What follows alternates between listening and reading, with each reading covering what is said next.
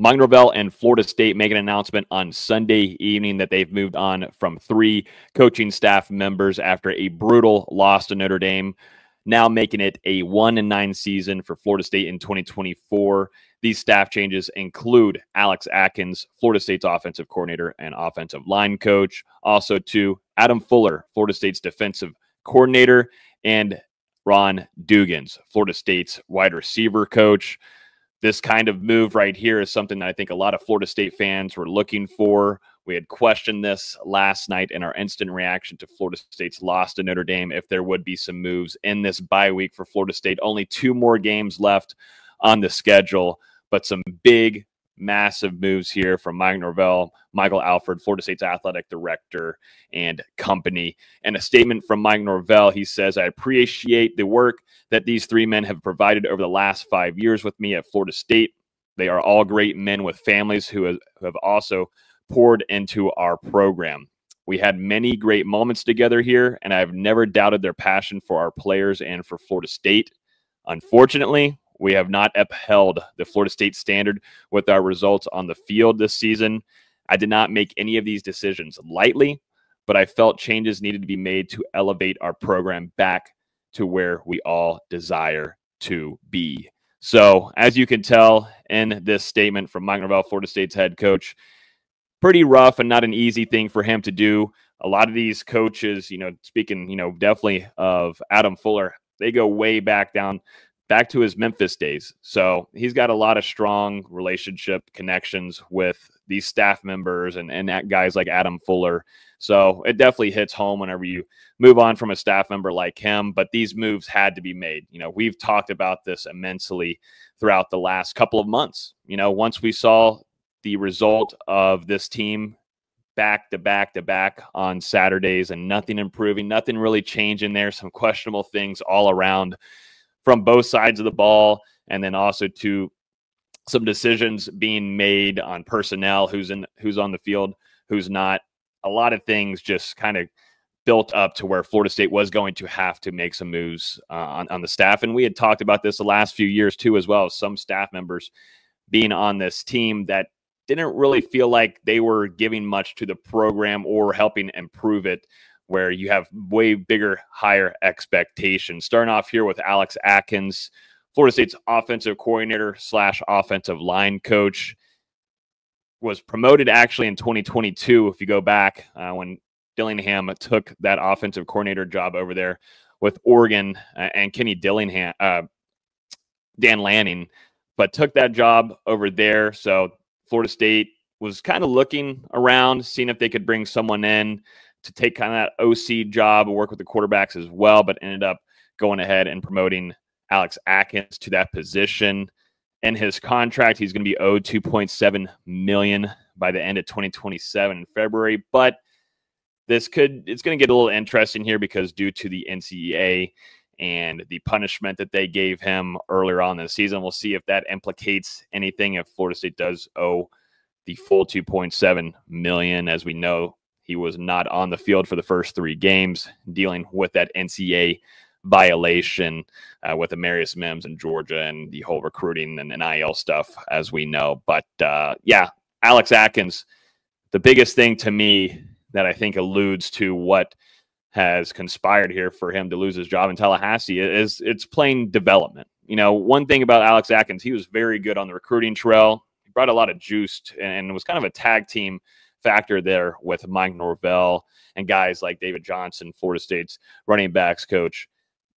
Was able to recruit highly. We were able to bring in some blue chips. We were able to bring in some 4-stars, 5-star offensive linemen. But once on the practice field and when you see them on Saturdays, there's just not enough development there. And that's something that at the end of the day was something I was pointing out year by year. We kind of always wondered where some of these offensive linemen were at, where was the depth. Also, too, some interesting choices there in the transfer portal. You had to rely on a lot of one-year guys coming in. Those were some whiffs. Just wasn't a good product overall. And yes, I know we've talked about it. Florida State's got a good offensive line class going into this next season, but as we will probably see here in the coming hours or days, that offensive line group We'll most likely see some decommitments. But at the end, then at the end of the day, what do you want? Do you want development? Do you want to see guys go out there and put a better product on the field to protect your quarterbacks? Because right now, there's no kind of protection for Brock Glenn and your true freshman quarterback with Luke Kromenhoek. So got to find a new offensive line coach, and we'll dive a lot more into that on next week's show on Wednesday, all over NoleGameday.com as well. Let's jump into Adam Fuller here. He's no longer with Florida State moving forward. He actually signed a multi-year extension not too long ago and actually made him one of the top paid coordinators in the country. He's going to be due $4 million through February of 2026. Came from Memphis with Mike Norvell. Those two having a very, very close relationship. Like I said earlier in this video, probably wasn't the easiest to move on there, and I'm sure that was a really tough conversation to have, but we have talked about it. We've talked about it. We've talked about it. This defense continues to be a disappointment in a lot of different ways, shapes, and forms. I mean, third down and Fuller. That's kind of really all I need to say. I mean, there's been some things here where Florida State, you were looking at better product from some of these veteran guys like a Pat Payton. What you had there, with Joshua Farmer, what you brought in with Marvin Jones Jr. from Georgia, and it just simply hasn't worked out. Same thing, too, a little bit there in your secondary with Earl Little Jr., and two, just more of guys that were supposed to step up for you on the defensive side of the ball. That's just not the case. And I think this last year was overshadowed by freaks of nature like Braden Fisk and Jared Verse. It allowed guys like Pat Payne to take that next step and make plays. But right now there's a lot of loafing. There's not a lot of great play coming from some of your veterans. You don't have a lot of leadership as well. You have a lot of second, third stringers that are showing you more life and promise on that defensive side of the ball than what you had going into your week 0 game against Georgia Tech, where you had some veterans who you thought were going to be taking a big leap forward. And that has not been the case whatsoever. And so Florida State, this is a big move here, moving on from their defensive coordinator. And it's going to shake up some things on the recruiting trail as well.